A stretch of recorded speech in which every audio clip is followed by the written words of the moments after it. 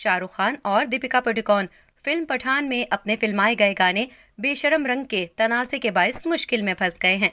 आपको बताएं कि दीपिका पादुकोण ने पठान के गाने बेशरम रंग में जाफरानी रंग के कपड़े पहने हैं।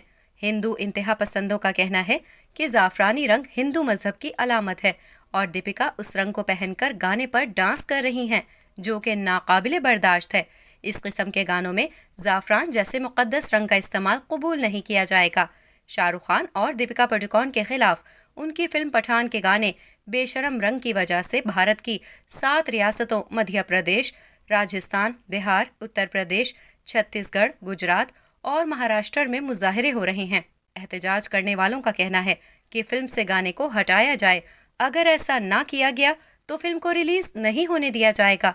वो इसके खिलाफ अदालत जाएंगे।